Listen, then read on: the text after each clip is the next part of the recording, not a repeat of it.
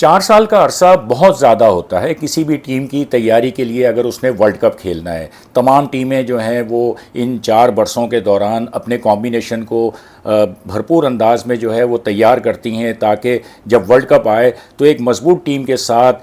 میدان میں اترا جائے، پرفارمنس دی جائے، ورلڈ کپ میں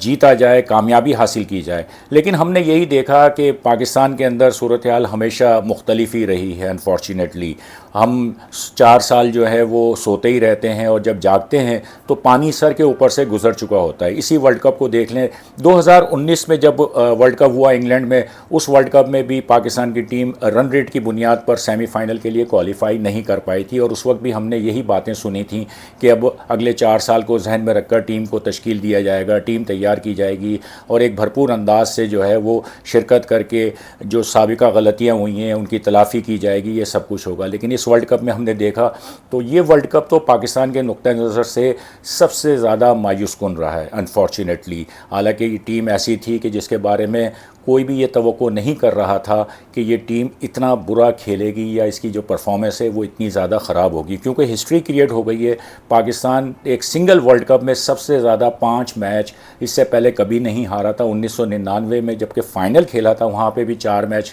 پاکستان ہارا تھا، اور پھر 1983 کا جو ورلڈ کپ تھا اس میں 4 میچز میں شکست ہوئی تھی۔ لیکن اس ورلڈ کپ میں ہم نے دیکھا کہ 5 میچوں میں پاکستان کو شکست ہوئی۔ لوگ موازنہ کرتے ہیں کہ 2019 کے ورلڈ کپ کا اس ورلڈ کپ کی کارکردگی سے، تو یاد رکھنے کی چیز یہ ہے کہ 2019 کے ورلڈ کپ میں پاکستان نے ان 2 ٹیموں کو شکست دی تھی جو فائنل کھیلی تھی، یعنی انگلینڈ اور نیوزی لینڈ۔ اس کے علاوہ پاکستان نے افغانستان کو شکست دی، بنگلہ دیش کو شکست دی اور ساؤتھ افریقہ کو بھی ہرایا تھا۔ لیکن یہاں پاکستان کی ٹیم دیکھا جائے تو ہالینڈ، سری لنکا اور بنگلہ دیش کے خلاف ہی کامیابی حاصل کر پائی۔ نیوزی لینڈ کے خلاف اس کی پرفارمنس سب سے اچھی رہی تھی، گو کہ وہ DRS پر جو ہے وہ ڈکورتھ لوئس قانون کے تحت فیصلہ ہوا تھا، لیکن اس میں بھی پاکستان نے بہت ہی زبردست پرفارمنس دی اور وہ میچ جیتا تھا۔ تو پاکستان کی جو کارکردگی اس ورلڈ کپ میں دیکھا جائے تو بہت ہی مایوس کن رہی ہے۔ انفارچونیٹلی جو توقعات تھی پوری قوم کی اس ٹیم کے ساتھ وہ پوری نہیں ہوئی۔ حالانکہ ورلڈ کپ جو ہے انڈیا میں تھا تو ایک بہت ہی زیادہ ایک جوش و ولولہ ہوتا ہے کہ آپ انڈیا میں جا رہے ہیں کھیلنے کے لیے اور پھر وہاں انڈیا سے بھی کھیلنا ہے، لیکن پاکستان کی ٹیم جو ہے وہ اس انداز کی کرکٹ نہیں کھیل سکی جو اس وقت موجودہ دور میں بڑی ٹیمیں کھیل رہی ہیں۔ جس برانڈ کی کرکٹ وہ کھیل رہی ہیں پاکستانی ٹیم اس سے دور نظر آئی ہے، اس کے بہت مطلب کہنا چاہیے کہ بہت فاصلے پہ ہے، بہت پیچھے ہے۔ اور اب پھر وہی ہوگا جو ہم نے 2019 میں دیکھا تھا کہ 2019 میں جب ٹیم ہاری تھی تو اس کے بعد پھر وہ ہوا تھا کہ جو ہے وہ تحقیقات ہوں گی، یہ کمیٹی بنے گی، وہ کمیٹی بنے گی، جو خامیاں ہیں ان کو تلاش کیا جائے گا، ان کو دور کیا جائے گا۔ تو اب بھی ہم یہی دیکھیں گے کہ پاکستان کی ٹیم جب واپس آئے گی تو پھر جو ہے وہ اسی طرح کی باتیں ہمیں سننے کو ملیں گی کہ ایک فیکٹ فائنڈنگ کمیٹی بنا دی گئی ہے اور صورتحال کا جائزہ لیا جائے گا، جو غلطیاں ہوئی ہیں ان کی نشاندہی ہوگی۔ کپتان ہو سکتا ہے تبدیل ہو جائے، چیف سلیکٹر جو ہیں وہ تو پہلے ہی انہوں نے استعفیٰ دیا، ان کا استعفیٰ جو ہے وہ منظور ہو گیا، تو اب وہ گھر جا چکے ہیں۔ مکی آرتھر کا مستقبل بھی جو ہے سوالیہ نشان لگا ہوا ہے کہ اب وہ اپنے عہدے پر برقرار رہیں گے یا نہیں رہیں گے، لیکن جو کچھ ہونا تھا وہ ہو چکا۔ پاکستان ٹیم کے لیے ایک بہت ہی مایوس کن ورلڈ کپ تھا جو اختتام کو پہنچا۔ حالانکہ جو ابتدا ہوئی تھی پاکستان ٹیم کی ہالینڈ اور سری لنکا کے خلاف جس طرح میچوں میں پاکستان نے پرفارمنس دی تھی تو امید بندھی تھی اور کہا یہی جا رہا تھا اور یہی سوچا جا رہا تھا کہ پاکستان کی ٹیم آنے والے میچوں میں بھی اچھی کارکردگی کا مظاہرہ کرے گی، لیکن انفارچونیٹلی بدقسمتی سے پاکستان کی ٹیم ان توقعات پر پوری نہیں اتری اور اس کا نتیجہ آپ سب کے سامنے، ہم سب کے سامنے ہے کہ پاکستان کی ٹیم آج انگلینڈ سے بھی ہار گئی۔ وہ انگلینڈ وہ ٹیم جسے سری لنکا نے ہرایا، جسے افغانستان نے ہرایا، لیکن آج انگلینڈ نے پاکستان کو 93 رن سے شکست دی اور پاکستان کے لیے یہ ورلڈ کپ جو ہے وہ اختتام کو پہنچا ہے۔ پہلے ہم بات کر لیتے ہیں پاکستانی ٹیم کے جو کھلاڑی ہیں ان کی انفرادی کارکردگی، جو جس طرح کی توقعات کی جا رہی تھیں وہ پوری نہیں اتری، تو اس میں بولنگ جو ہے وہ نمایاں رہی۔ عام طور پر یہ کہا جاتا ہے کہ بیٹسمین جو ہوتے ہیں وہ میچ جتواتے ہیں، بالرز جو ہوتے ہیں وہ ٹورنامنٹ جتواتے ہیں، لیکن یہاں بہت ہی مایوس کن صورتحال رہی۔ خاص طور پر اگر ہم پاکستان کی اسپن بالنگ کے شعبے کی طرف دیکھیں تو بہت ہی صورتحال جو ہے وہ خاصی مایوس کن نظر آتی ہے۔ اس کی وجہ یہ ہے کہ پچھلے کافی ٹائم ٹائم سے پچھلے ہم دیکھیں ایشیا کپ اور اس سے پہلے بھی جو پاکستان کے جو اسپنرز ہیں جن پر پاکستان کی ٹیم تکیہ کیے ہوئے تھی اور پاکستان ٹیم کی امیدیں تھیں وہ تھے شاداب خان اور محمد نواز. وہی کافی عرصے سے جو ہے وہ کھیلتے ہوئے چلے آ رہے تھے اور اس ورلڈ کپ میں بھی ان پر ہی اعتماد برقرار رکھا گیا. لیکن ایشیا کپ میں ہم نے دیکھا تھا کہ وہاں پہ بھی نواز کی کارکردگی ہو یا شاداب خان کی وہ اس انداز کی نہیں رہی تھی اور یہی جو ہے تشویش ظاہر کی جا رہی تھی کہ ورلڈ کپ میں کیا ہوگا, کیونکہ پاکستان کے پاس کوئی اسپیشلسٹ اسپنر نہیں ہے. وہ کہ ابرار احمد کو ٹیم میں لیا گیا تھا لیکن وہ ٹریولنگ ریزرو کے طور پر تھے کہ کوئی اگر کھلاڑی انفٹ ہوتا ہے اور وہ ٹیم سے باہر ہوتا ہے, ٹورنامنٹ سے باہر ہوتا ہے, تو پھر ابرار کو موقع مل سکتا ہے. اسامہ میر کو لایا گیا لیکن اب ہم نے دیکھا کہ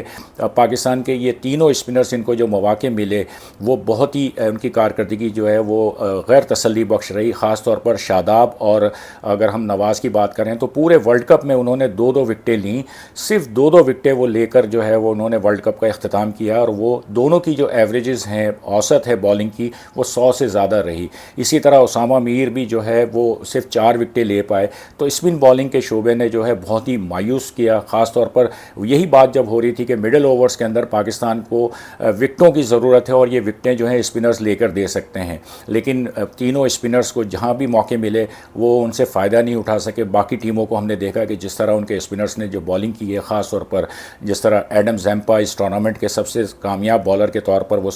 سامنے آئے, کلدیپ یادیو ہوئے,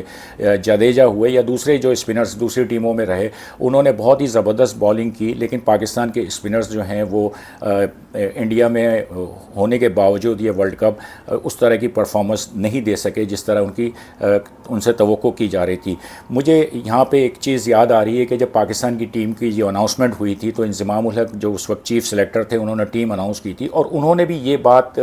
ایک سوال کے جواب میں انہوں نے کہی تھی کہ اس وقت جو ایک مسئلہ ہے وہ ہے مڈل اوورز میں پاکستانی بالرز کے وکٹیں نہ لینے کا. تو اس وقت بھی ظاہر سی بات ہے کہ یہ خدشات تو تھے اور یہ سب پاکستان کا جو تھنک ٹینک ہے, کپتان ہوں یا چیف سلیکٹر, ان کو بھی پتہ تھا کہ یہ صورتحال ہے. لیکن وہ جو صورتحال جو ہے وہ بہتر نہیں ہوئی, اچھی نہیں ہوئی اور اس کا جو خمیازہ ہے وہ پاکستانی ٹیم کو بھگتنا پڑا. اور پاکستان کی ٹیم جو ہے وہ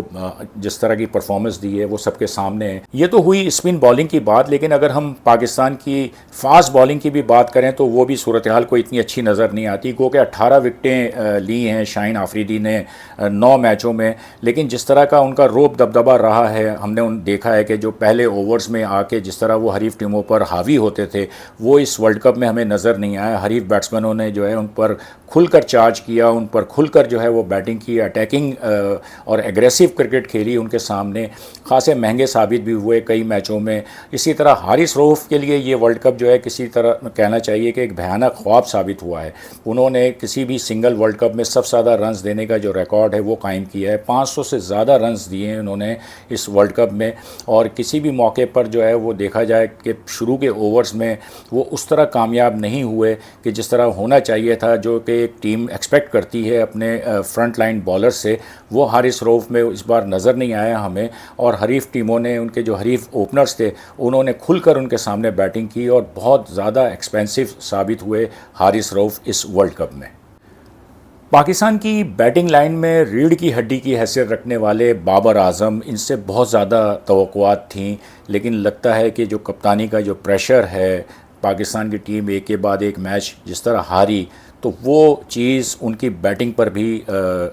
اثر انداز ہوئی ہے. گو کہ انہوں نے ایک پریس کانفرنس میں کہا کہ بیٹنگ اور کپتانی 2 ڈیفرنٹ چیزیں ہیں اور وہ کبھی جو ہے اس پریشر کو نہیں لیتے, لیکن یہ چیز جو ہے وہ سامنے آئی. گو کہ انہوں نے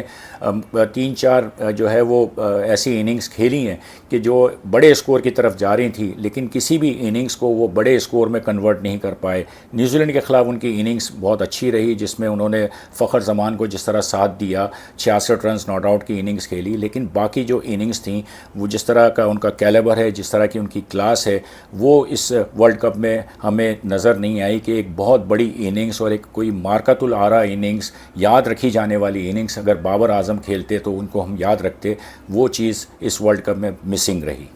اگر ہم بیٹنگ کی بات کریں تو صرف بابر اعظم کو ہی مورد الزام ٹھہرانا جو ہے وہ درست نہیں ہوگا، یہ بہت ناانصافی ہوگی، کیونکہ پاکستان کی بیٹنگ لائن میں اگر ہم دوسرے بیٹسمنوں کی کارکردگی بھی دیکھیں تو وہ بھی خاصی غیر تسلی بخش رہی، خاص طور پر امام الحق نے بہت زیادہ ہمیں مایوس کیا۔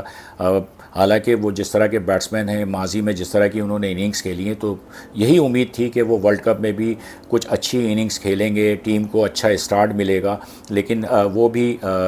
بالکل یعنی کہنا چاہیے کہ آف کلر نظر آئے، شارٹ پچ گیندوں پر ان کی کمزوری جو ہے وہ کھل کر سامنے آئی، ایک ہی انداز سے انہوں نے اپنی وکٹیں گنوائیں۔ عبداللہ شفیق ایک ایسے بیٹسمین کے طور پر اس ورلڈ کپ میں سامنے آئے کہ جو اب ایک مستقبل میں ایک بہت ہی خوشائن علامت کے طور پر ہم ان کو دیکھ سکتے ہیں کہ جو اگر وہ اپنی جو پرفارمنس ہے اس کو اسی طرح برقرار رکھتے ہیں تو آگے چل کر وہ ایک قابل اعتماد اوپنر ثابت ہو سکتے ہیں اور پاکستان کے لیے بہت اچھی اور بڑی اننگز وہ کھیل سکتے ہیں۔ مڈل آرڈر کا جو ہے مسئلہ سب کے سامنے رہا، رضوان جو ہیں وہ کہنا چاہیے کہ ان کی کارکردگی میں بھی کوئی تسلسل نہیں تھا، ایک آدھ اننگز انہوں نے کھیلی، سینچری ایک اسکور کی، لیکن اس کے بعد بھی وہ اسی طرح جو ہے وہ آؤٹ ہوتے رہے، جس طرح وہ کھیلتے ہیں کہ آف کی گیند کو وہ جو ہے جس طرح انہوں نے لیگ پہ کھیلنا ہے اور اسی طرح وہ آؤٹ ہوئے ہیں۔ اور باقی ہم نے افتخار ہوئے یا سلمان آغا ہوئے یا سعود شکیل ہوئے تو ان کی کارکردگی میں بھی ہمیں تسلسل اور جو ہے مستقل مزاجی نظر نہیں آئی کہ جو مڈل آرڈر بیٹنگ کے لیے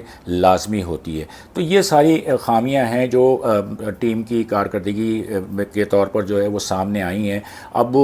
باتیں ہوں گی، ساری چیزیں ہوں گی، اب دیکھنا یہ ہے کہ ان تمام چیزوں کا کیا نتیجہ سامنے آتا ہے، کیونکہ اب اس کے بعد T20 ورلڈ کپ پاکستان نے کھیلنا ہے۔ امریکہ اور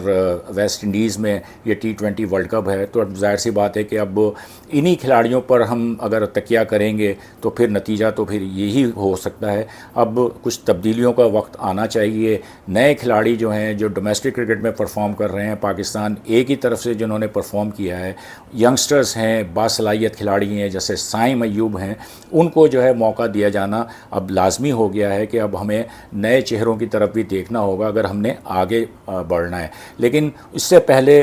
آپ دیکھ لیں کہ اب پی ایس ایل ہونے والی ہے، تو اب تمام تر توجہ پی ایس ایل پر ہو جائے گی، پھر وہی 4 اوورز کی کرکٹ ہوگی، پھر یہی کھلاڑی جو ہے وہاں پرفارم کر رہے ہوں گے، فرنچائز کرکٹ کے جو ہے وہ بادشاہ بنے ہوئے ہوں گے، اور ہر کوئی پھر اس میں بھول کر یہ ورلڈ کپ کو بھول کر پھر انہی کے گن گارا ہوگا۔ لیکن اب وقت آ گیا ہے کہ حقیقت پسندی سے ان تمام جو غلطیاں ہیں، جو بھی کوتاہیاں ہیں، جو شارٹ کمنگز ہیں، ان کو ہم نے دیکھنا ہوگا اور ان کو درست کرنا ہوگا۔